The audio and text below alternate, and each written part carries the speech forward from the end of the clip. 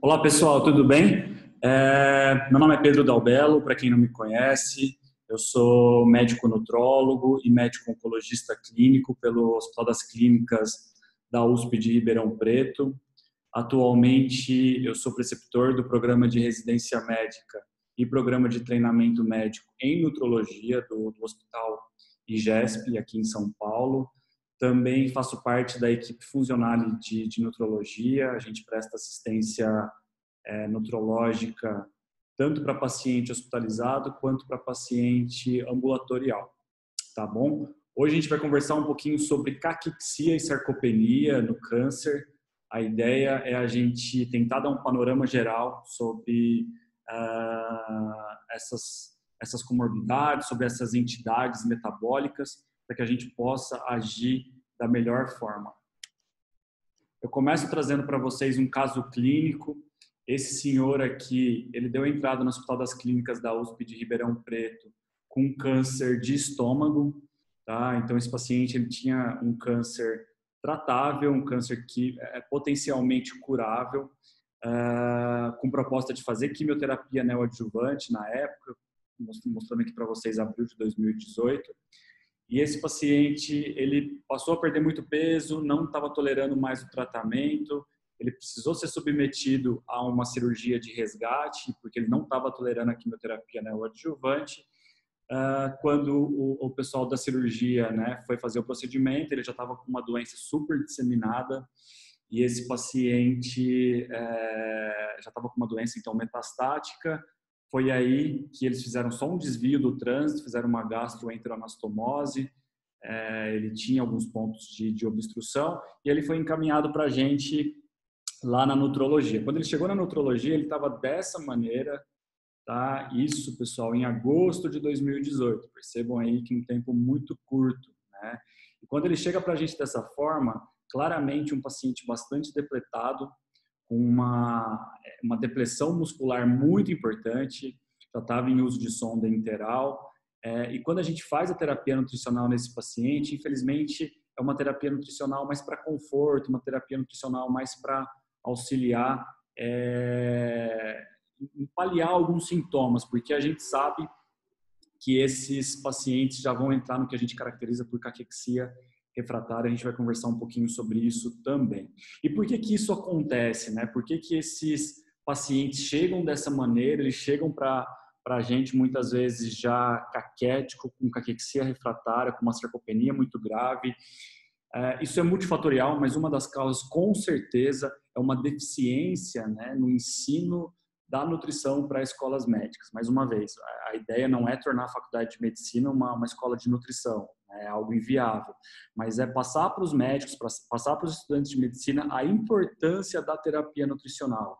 É encaminhar esse paciente mais rápido, é encaminhar esse paciente com mais frequência para um serviço de nutrição, para um serviço de nutrologia, encaminhar de forma mais precoce para que esse paciente tenha melhores desfechos e melhores resultados clínicos, né? Aqui são 2 trabalhos que eu trago para vocês, uma revisão sistemática, aqui também é um estudo de revisão, mostrando que a gente precisa ensinar mais os alunos de medicina sobre a importância da terapia nutricional e de como identificar os distúrbios da nutrição aí de um modo geral de forma mais precoce.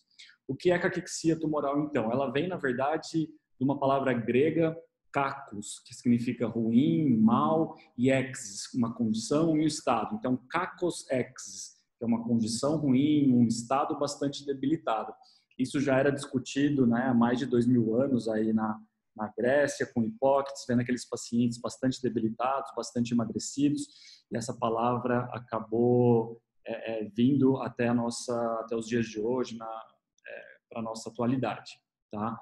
A definição mais aceita é essa de 2010, 2011, que fala que é uma síndrome multifatorial na qual a perda contínua de massa muscular, que a gente começa a ver uma dependência da massa muscular, né, da perda de massa muscular com a caquexia em si.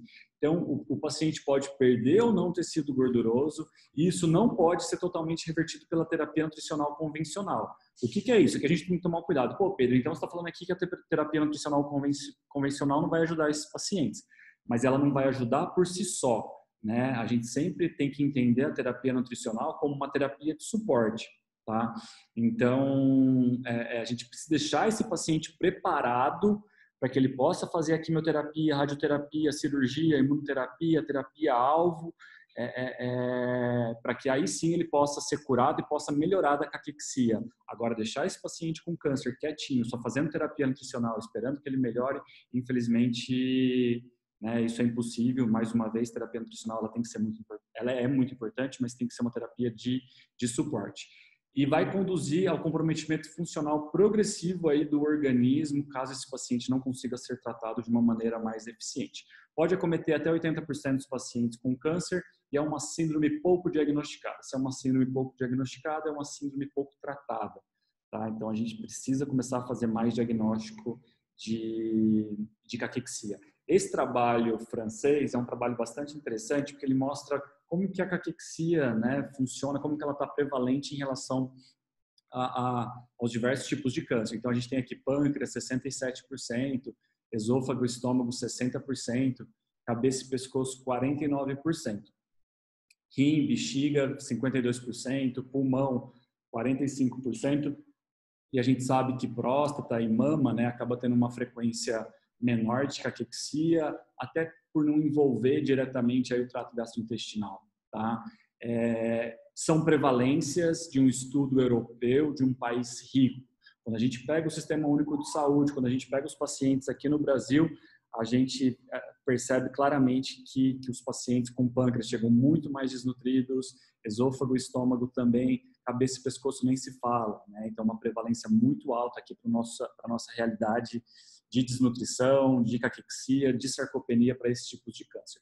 Conforme a doença vai evoluindo, conforme o ECOG vai piorando desses pacientes, então ECOG 0, né, aquele paciente que está ativo, que está fazendo praticando todas as suas atividades do dia a dia aí, sem grandes restrições, a prevalência de subnutrição 14,4%. Conforme a gente vai progredindo esse ECOG, né, conforme a doença vai avançando, como era esperado, a subnutrição vai ficando cada vez mais prevalente. E a gente tem que lembrar, pessoal, que caquexia, na verdade, é uma síndrome maior, tá? Vou mostrar para vocês como a gente faz o diagnóstico, mas ela é uma síndrome maior, que o paciente perde peso, o paciente tem anorexia, o paciente vai ter fadiga, enfim. E a sarcopenia, que é a perda de massa muscular, muitas vezes perda de função muscular, perda de força muscular, ela faz parte da caquexia quando a gente está falando aí de câncer, tá? É lógico que a sarcopenia, por si só, ela está relacionada à idade para aqueles pacientes que não têm câncer, né? Conforme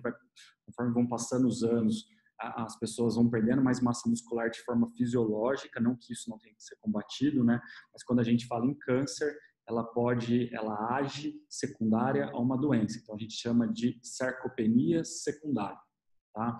Esse é um artigo também bastante interessante, mostrando que a gente precisa começar a pensar também mais em sarcopenia, né? Pensar mais nessa perda de massa muscular de um modo geral, para que a gente possa agir.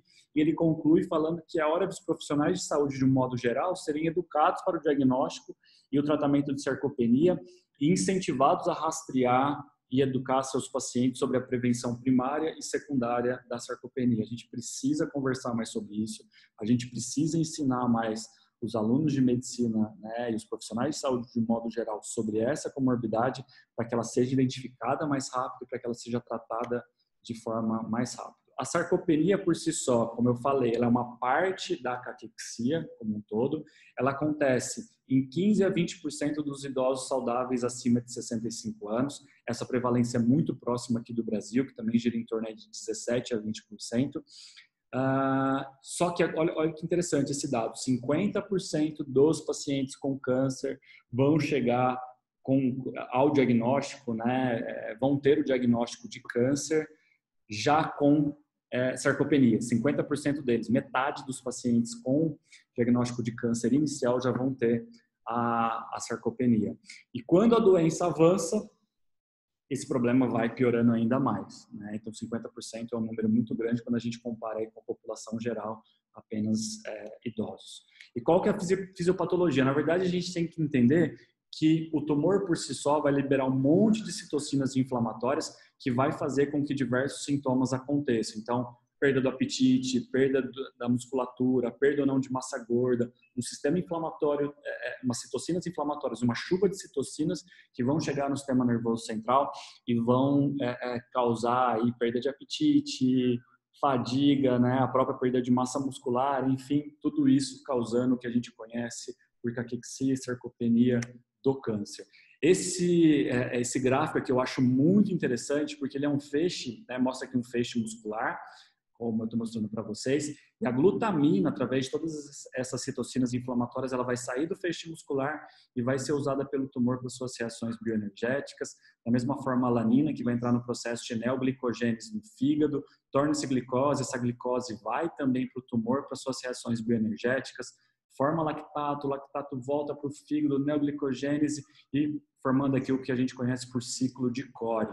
Da mesma forma acontece com o tecido adiposo, ácidos graxos e glicerol vão ser requeridos aí, vão ser solicitados pelo tumor para que também aconteçam as reações bioenergéticas, tá? Ácidos graxos e glicerol entrando aí em uma forma, né, de combustível também para que o tumor faça suas reações, cresça, capacidade aí de disseminação, de criar vasos sanguíneos, de metástase. Então, tudo isso leva ao problema da doença, conforme essas citocinas inflamatórias estão cada vez mais agindo. Tá? E esse gráfico também é muito interessante porque ele mostra que essas citocinas inflamatórias também vão ser capazes de tornar algumas células, né, alguns tecidos adiposo branco em tecido adiposo marrom. E a gente sabe que o tecido adiposo marrom ele tem um aumento aí da termogênese do organismo, né? Tanto é que aqueles pacientes que por acaso tem um pouco mais de tecido adiposo marrom, a gente sabe que é raro na vida adulta, né? Mas alguns pacientes pode ter um pouco mais, esses pacientes têm uma tendência a serem mais magros.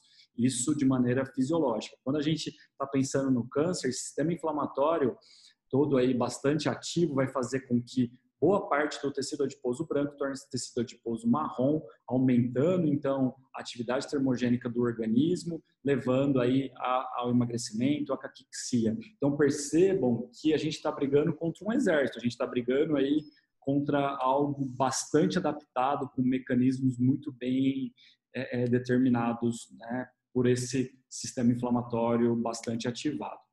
Além, né, do próprio tumor levando um monte de citocinas inflamatórias, a gente tem o tratamento oncológico, né, que a gente sabe que é bastante agressivo ainda, infelizmente.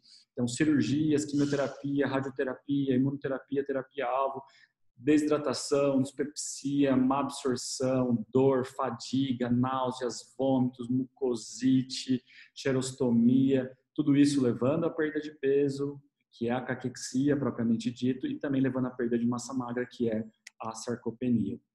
Como a gente faz o diagnóstico? Esse é o artigo, aquela definição que eu mostrei para vocês vem desse artigo, mas aqui a ideia é mostrar, na verdade, que a gente tem um contínuo em relação à caquexia. Pré-caquexia, caquexia e caquexia refratária. A pré-caquexia é aquela perda de peso menor ou igual a 5%. Os pacientes têm um pouquinho de anorexia e alterações metabólicas. É aqui que a nossa terapia nutricional vai ter mais eficiência. Tá? A caquexia por si só também tem uma eficiência, a gente precisa intervir na caquexia tumoral. E é aquele paciente que perdeu 5% de peso ou tem um IMC menor que 20% e uma perda de peso maior que 2%, ou sarcopenia e uma perda de peso maior que 2%. Os pacientes já vão ter uma redução da ingestão, já vão ter o sistema inflamatório está bem ativado, então potência reativa mais alta, albumina mais baixa. Então, isso caracteriza a caquexia. Aqui a nossa terapia nutricional também tem que agir. A caquexia refratária é onde, na verdade, a gente... onde a nossa terapia nutricional já não vai ter tanta evidência, tanto benefício. Tá? Que é aquele paciente bastante caquético, que já tem um catabolismo muito importante, aquele paciente que tem uma expectativa aí de vida em torno de 3 meses, você conversa com um oncologista, ele fala, pô Pedro, eu acho que esse paciente já está na 3ª, 4ª linha, né? A doença está avançando muito rápido, antes ele ficou fazendo quimioterapia por 6 meses, 7 meses e foi tudo ok, né? A gente conseguiu ciclar nesses 6 meses, agora nessa outra linha eu fiz, com 2 meses ele já progrediu. Então tudo isso são sinais de que é uma doença muito grave, de que é uma caquexia refratária E nessa categoria que a minha terapia nutricional já é bastante questionável. É lógico que não dá para a gente bater o martelo, não vamos fazer nada, dieta de conforto, vou brigar com a família para não dar dieta, porque aqui não tem benefício, não. Né? Cada caso tem que ser analisado de forma muito criteriosa e individualizada. A avaliação clínica e nutricional dos pacientes, quando eles estão internados, tem que ser com 24 a no máximo 48 horas da admissão hospitalar. Esses pacientes precisam ser avaliados, né? Pedro, qual ferramenta? Isso vai depender do seu hospital, do seu centro. Então, a gente tem NRS 2002, a gente tem avaliação subjetiva global, a gente tem o MUST, enfim. Eu acho que cada hospital tem que ficar bastante antenado aí sobre, na verdade, o time de fazer essa avaliação nutricional, tá? Triagem e avaliação nutricional, então com 24 a 48 horas aí da admissão hospitalar. Pessoal, principalmente aí, né, eu sei que nutricionistas veem pratos com muita frequência, isso é legal, mas médicos têm que começar a perguntar para o seu paciente como que está a alimentação, como que está se está conseguindo comer tudo, se não está, por que não, né? O que a gente pode fazer para ajudar. Então, aqui são pratos reais do HC de Ribeirão Preto, aqui mostrando uma aceitação de 100% da dieta, né? E aqui um outro paciente, na verdade, ele só mexeu aí no melão, comeu um pouquinho aí. Na verdade, ele comeu o melão, mexeu um pouquinho só o prato aqui. Então, um paciente que está com uma ingestão ruim. Eu não sei a história clínica desses pacientes. Aqui pode ter sido só um paciente que naquele dia estava com náusea e vômito. A gente só ajustar o medicamento, ele vai começar a melhorar. É um paciente que podia estar com dor, a gente vai ajustar o medicamento da dor. Esse paciente vai melhorar o apetite, mas a gente tem que ficar atento, né? O que eu posso fazer para melhorar? Eu vou deixar esse paciente 3, 4 dias vomitando, 3, 4 dias com uma dor refratária, e aí esse paciente vai comer cada vez menos e vai invariavelmente aí piorar ainda mais essa caquexia, essa sarcopenia. Então, pessoal, vamos olhar o prato dos pacientes. Pede para o paciente deixar o prato, né, do lado, fala que você vai ver. Se a copeira for pegar, você fala, não, pede para ela deixar, depois, enfim, a gente dá um jeito de entregar, mas a gente precisa começar a olhar. Agora, com a facilidade também dos celulares, pedir para o paciente tirar uma foto ou para os familiares tirarem uma foto também é bastante interessante. Quem trabalha com terapia nutricional e pacientes oncológicos também tem que entender as escalas de funcionalidade. Essa daqui é a ECOG, tá? De 0 a 4. O Karnofsky, que é mais utilizado aqui no Brasil, também é bastante interessante. Conforme o paciente vem sendo avaliado, a gente precisa fazer o ECOG desse paciente, conforme as visitas, conforme as consultas ambulatoriais ou as visitas no hospital. O KPS precisa ser acessado porque ele vai funcionar como uma ferramenta a mais para que você possa decidir em relação à melhor conduta a esse paciente. É um paciente que está com uma performance de 30, né? Está super debilitado, está mal. Será que vale a pena, né, a minha terapia nutricional? Não sei, mas uma vez cada caso precisa ser individualizado, muito provavelmente não. O paciente está com uma performance de 80, legal, né? A performance anterior era de 60, então ele melhorou, está bem. Então, tudo isso a gente começa a avaliar caso a caso. O Glasgow Score, pessoal, é bastante interessante também, é uma outra ferramenta. Estou falando dessas ferramentas por quê? Porque a gente vai colocando elas na nossa mesa, aí, na nossa análise, e aí a gente consegue tirar uma conclusão mais acertada, né? O Glasgow Score é uma ferramenta bastante interessante porque a gente só vai acessar proteína C reativa e albumina dos pacientes. São 2 exames que são facilmente encontrados aí em boa parte dos hospitais, dos ambulatórios. Então, se eu tenho uma proteína C reativa maior que 10 miligramas por litro, a gente tem que se atentar aqui às unidades, tá? Porque muitas vezes, principalmente todos os hospitais que eu trabalho, é miligramas por decilitro. Aqui no Brasil, a gente acaba vendo mais miligramas por decilitro, então só se atentar a isso. Se for miligramas por decilitro, na verdade é uma proteína C reativa maior que 1, tá? E uma albumina menor que 3,5 gramas por decilitro, que também se atentar à unidade. Eu acho que a albumina aqui no Brasil, de modo geral, é gramas por decilitro mesmo. Então, se tiver com uma albumina menor que 3,5, esse paciente ganha 2 pontos no Glasgow Score, tem uma sobrevida média aí de 3,9 meses e um hazard ratio de 2 para mortalidade, com um P bastante significativo.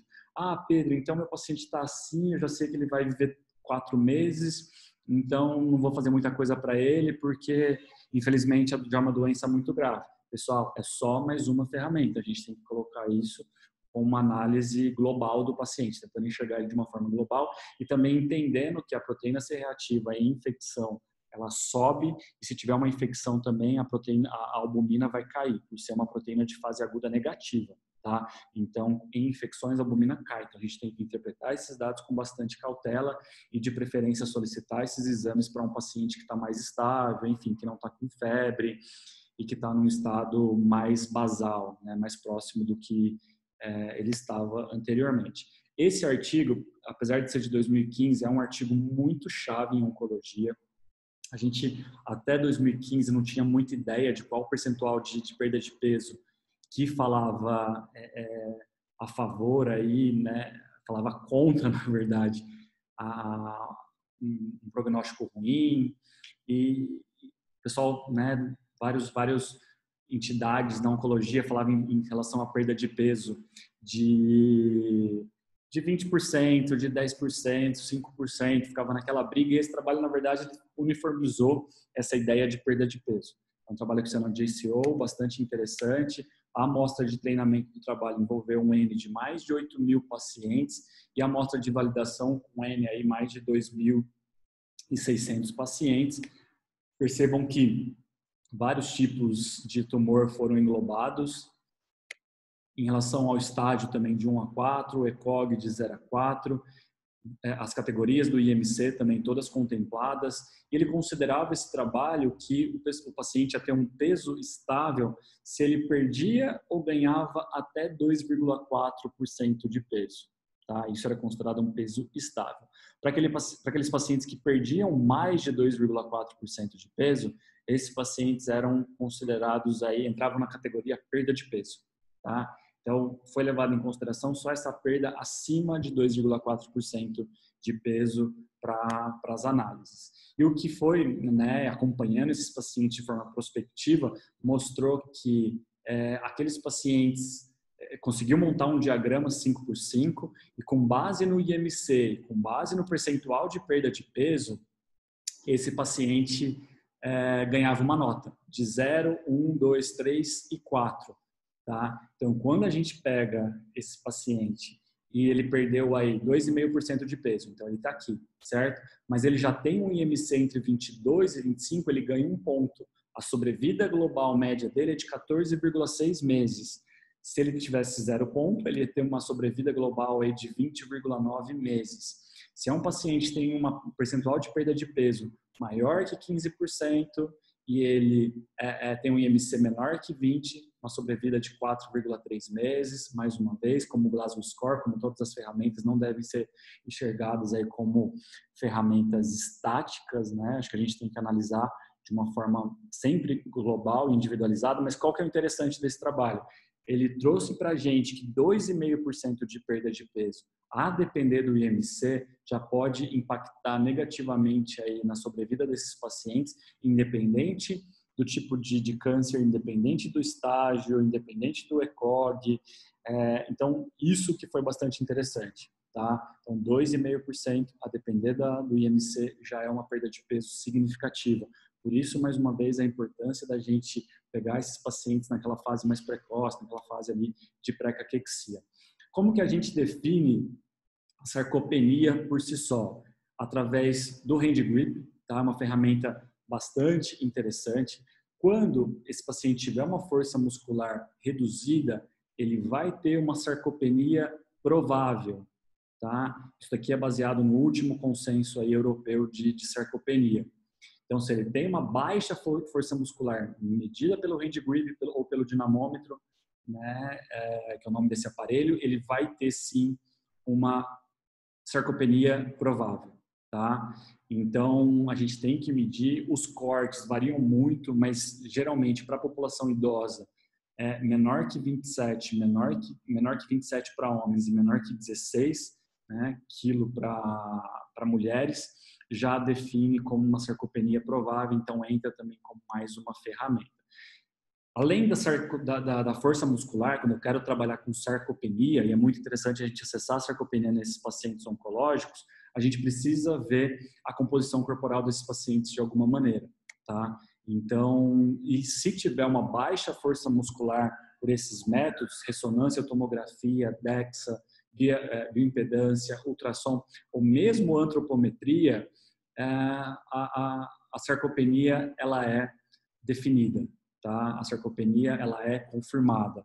Então, força muscular fala que a sarcopenia é provável se estiver baixa. Quando eu consigo documentar que esse paciente tem uma quantidade ou qualidade muscular ruim, aí sim eu defino sarcopenia com mais certeza. Eu bato o martelo, tá? Antropometria, pessoal, que às vezes o pessoal me pergunta, eu não tenho exame de imagem no hospital, não consigo fazer, e aí não tenho nem aquela bioimpedância mais simples. Circunferência muscular do braço é bastante interessante fazer e acompanhar esses pacientes. E circunferência da panturrilha. Antropometria com todos os seus percalços, a gente tem que sempre interpretar com bastante cautela. Circunferência da panturrilha, principalmente se aquele paciente está demasiado, obeso, a gente tem que interpretar com uma certa cautela, mas são ferramentas interessantes. A circunferência da panturrilha, por exemplo, é validada para a população brasileira. Então, se eu tenho uma circunferência da panturrilha menor que 34 para homens e menor que 33 para mulheres, esse paciente já vai ter uma sarcopenia bastante provável, tá? Mas, infelizmente, para definir, eu vou precisar de um exame de imagem. Não impede que eu não vou conseguir já tratar esse paciente. Se já tem uma força muscular diminuída, tá? Eu já posso começar a tratar como sarcopenia, mas se eu puder documentar, sempre vai ser bastante interessante, até para seguir esses pacientes. E a funcionalidade. A gente tem que tentar acessar essa funcionalidade também. Por quê? Porque se o paciente tem uma funcionalidade prejudicada e ele preenche baixa força muscular, eu fiz o exame, tem baixa massa muscular ou baixa qualidade muscular, e ele tem uma funcionalidade comprometida por alguns exames, vou falar aqui para vocês, esse paciente, na verdade, já tem uma sarcopenia grave, tá? Então, para o critério 1, 2, 3, isso já é considerado uma sarcopenia grave. Um teste que é super fácil de fazer é você colocar uma medida de 4 metros no seu consultório, na sua clínica, no próprio hospital mesmo, e você pede para o paciente caminhar esses 4 metros. Tá? Se ele caminha com 5 segundos ou mais, esse paciente provavelmente já tem uma funcionalidade comprometida e se preencher os outros critérios já vai ser considerado como uma sarcopenia grave. Se é aquele paciente que já anda com muita dificuldade, tem dificuldade para levantar da cadeira, você percebe que dá uns passinhos muito lentos, é um exame que você não precisa fazer, né? Já fica subentendido que essa funcionalidade dele já está comprometida. Agora, se não, se você está em dúvida ali, é um exame super simples de fazer, interessante sempre mostrar para o paciente antes, deixar ele fazer uma vez sem você marcar o tempo e depois documentar isso com ele fazendo e assim marcar uma vez, se necessário repetir o exame para ter certeza de que ele conseguiu completar em menos que 5 segundos esses 4 metros de distância. A gente sempre tem que conversar sobre obesidade sarcopênica também, às vezes a gente fica falando de sarcopenia, cachexia, a gente só pensa naqueles pacientes muito emagrecidos, né, muito debilitados, mas a gente tem que falar na verdade também sobre a obesidade sarcopênica, que é aquele paciente que tem um IMC acima de 30 e tem já uma massa muscular, uma qualidade muscular já bastante debilitada. Esse trabalho aqui acompanhou 250 pacientes, ele acessou a composição corporal por tomografia, tá? Depois esses pacientes foram acompanhados aí de forma prospectiva depois aí do exame e eles tinham foi feito um recordatório dos 6 meses anteriores aí na história do peso. E esse trabalho permitiu que aqueles obesos sem sarcopenia, eles têm uma sobrevida muito maior do que aqueles pacientes com sarcopenia, tá certo, pessoal? Então, a gente precisa pensar também no obeso sarcopênico. Muito mais importante do que o peso e o IMC por si só, a gente tem que analisar esse paciente em relação ao percentual de perda de peso. Então, chega um paciente lá para você com IMC de 29. Né? Então, até 30 tá um IMC ok. Aí você conversa com o paciente, ele pesava 20 quilos a mais há 2, 3 meses atrás. E aí, se você pega esses 20, 30 quilos a mais, é um paciente obeso, né? Então, esse paciente, muito provavelmente, é um obeso sarcopênico e tem que ser enxergado como tal. Não é só olhar que aquele IMC está normal, segue o jogo, vou calcular a dose da minha quimioterapia e vou seguir o jogo. Não, a gente precisa acompanhar esses pacientes de uma forma mais precoce, olhando para ele em relação a essa história de perda de peso. Aqui são 3 pacientes com câncer de esôfago, IMC de 17 IMC de 24 aqui no B e IMC de 34, mostrando que o paciente com IMC de 34, ele tem muito menos massa muscular esquelética aqui do que um paciente com IMC de 16. A massa muscular sendo analisada aqui em vermelho. Esse é um corte seccional pela tomografia a nível de L3 que consegue estimar a massa muscular, a massa gorda, o tecido adiposo intermuscular, o tecido adiposo subcutâneo. Tá? Então, o destaque aqui é para o vermelho. Percebam aqui também o tecido adiposo intermuscular. Né? Percebam que o tecido adiposo vai infiltrando onde esse paciente está perdendo massa muscular. Então, aqui é o que a gente chama de obeso sarcopênico. Estratégias nutrológicas. Energia no adulto e no idoso. Sempre a calorimetria indireta, se possível, mas a gente sabe a dificuldade que é isso. Se não, de 25 a 35 quilocalorias por quilo, né? Isso é muito questionável, a gente tem que... na verdade, o guideline, ele nos dá esses valores, mas a gente precisa analisá-los de uma forma individualizada. Eu já tive paciente, né, adulto, que estava relativamente bem, que precisou de 23 quilocalorias por quilo, como eu já tive paciente que precisou de quase 50 quilocalorias por quilo. Então, tudo isso tem que ser bastante individualizado. Para obesos, de 20 a 25 quilocalorias por quilo por dia. Para obesos, a gente tem que tentar fazer aquela dieta hipocalórica e hiperproteica, se possível, né? Mas, mais uma vez, tem que ser bastante individualizado. Proteína de 1,2 a 2, as evidências são mais fortes para 1,2 a 1,5, mas aquele paciente mais catabólico, mais inflamado e que está tolerando, eu poderia chegar em 1,8 a 2 gramas por quilo por dia de proteína.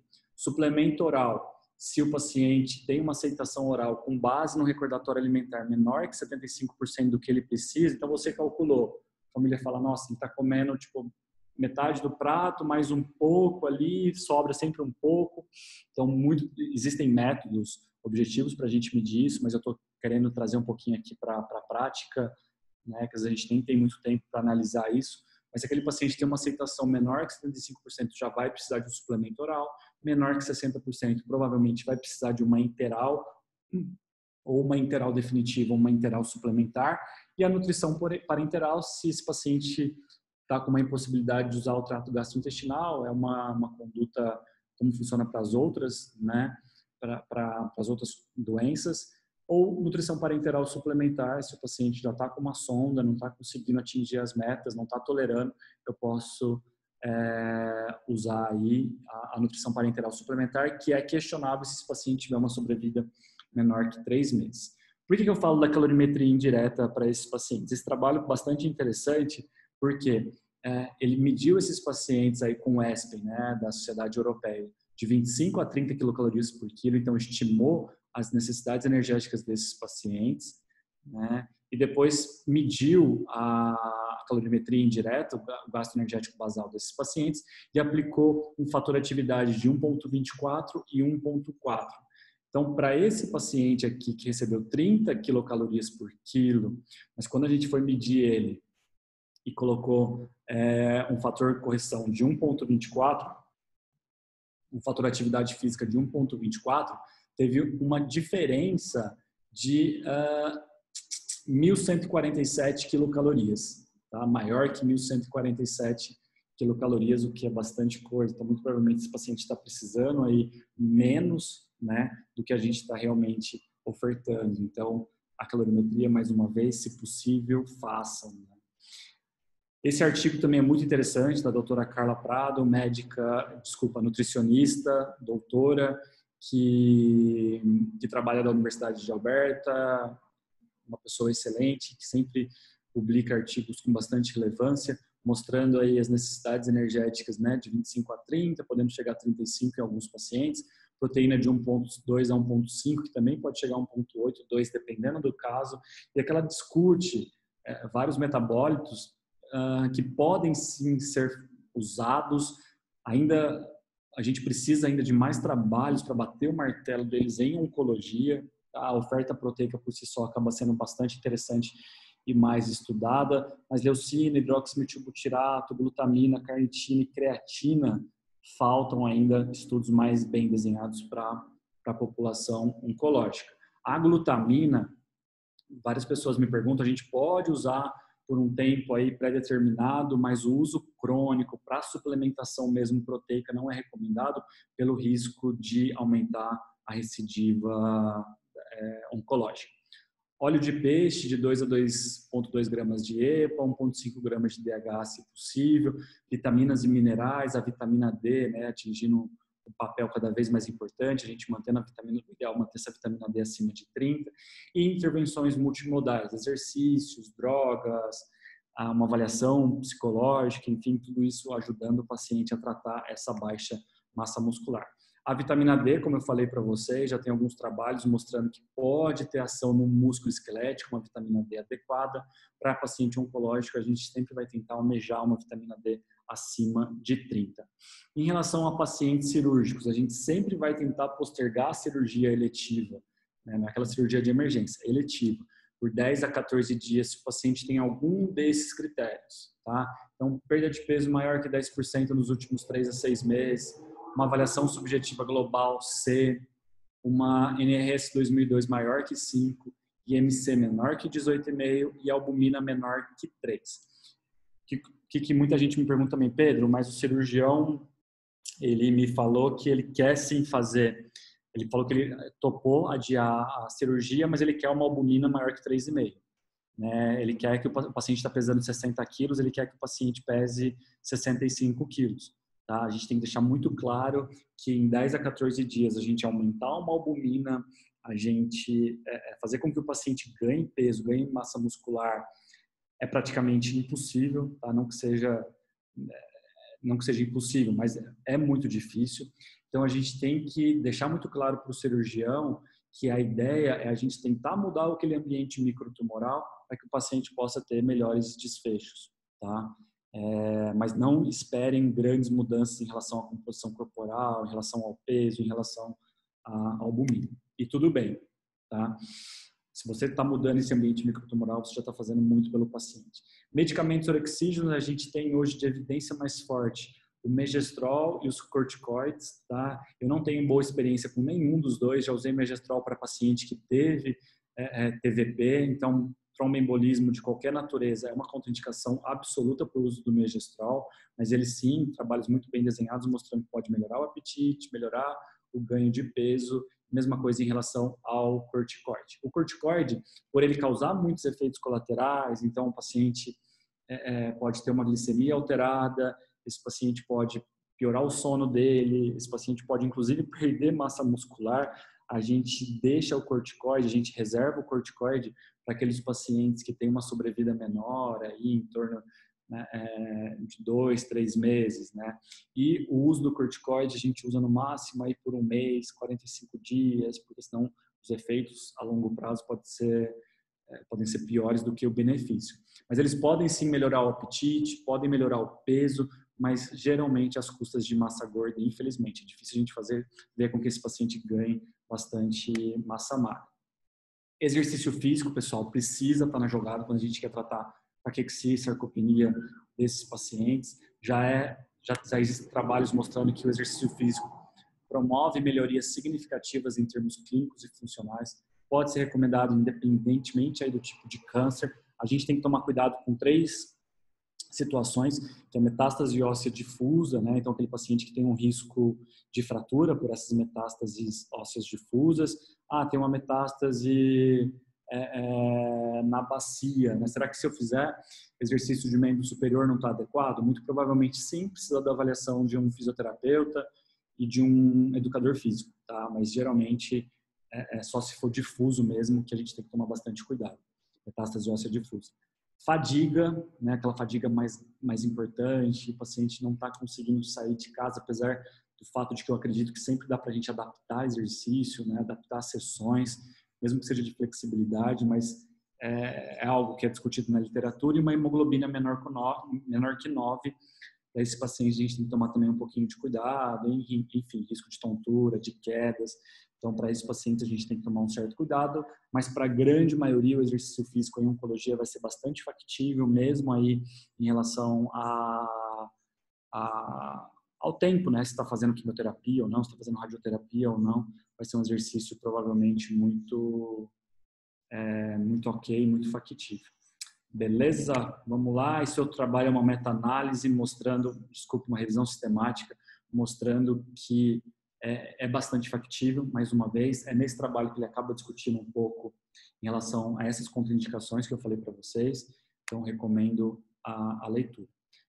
Era isso, pessoal. Como conclusão, o que eu quero mostrar para vocês é que a gente precisa agir em relação à sarcopenia, a gente precisa agir em relação à caquexia, a gente precisa olhar o prato aí dos nossos pacientes sempre que possível, estimular e questionar esse paciente como está o apetite, se ele está se alimentando bem ou não. Aqui, eu acabei não mostrando na aula, mas existe o SARC-F, que é para a gente fazer toda a triagem desses pacientes em relação à sarcopenia. Existe um questionário que a gente consegue ver se esse paciente tem não uma possibilidade, uma probabilidade alta de ter sarcopenia ou não. O hand grip, o dinamômetro, como eu falei para vocês, bastante interessante. Composição corporal, se a gente conseguir acessar de alguma maneira, mesmo que seja só através de antropometria, e aí você vai seguir esse paciente. Composição corporal é bastante interessante. Conhecer a escala de funcionalidade de Karnofsky do nosso paciente e aplicá-la é também bastante factível. Colocar esse paciente nesse diagrama em relação ao percentual de perda de peso e IMC, mais uma vez, não enxergando como uma ferramenta engessada, mas percebam que eu estou colocando tudo isso na minha mesa, estou analisando meu paciente de forma global, e o Glasgow Score. Eu preciso ter a proteína C reativa e eu preciso ter a albumina desse paciente. É isso, pessoal. Infelizmente, o nosso quebra-cabeça ele está precisando de algumas peças para a gente tratar a sarcopenia, a caquexia desses pacientes oncológicos, que não é fácil, mas fazer o básico já é bastante desafiador. Então, garantir uma oferta energética adequada, garantir uma oferta proteica adequada, garantir como que está as vitaminas e os minerais desses pacientes já é bastante desafiador. Garantir exercício físico para esses pacientes, um apoio psicológico, né? Fazendo isso, que já é muita coisa, a gente já vai estar garantindo uma chance de sucesso muito maior do que aquele paciente que fica em casa, não cuida da alimentação, não faz exercício físico, ouve falar que o exercício físico é muito perigoso, então não há para fazer.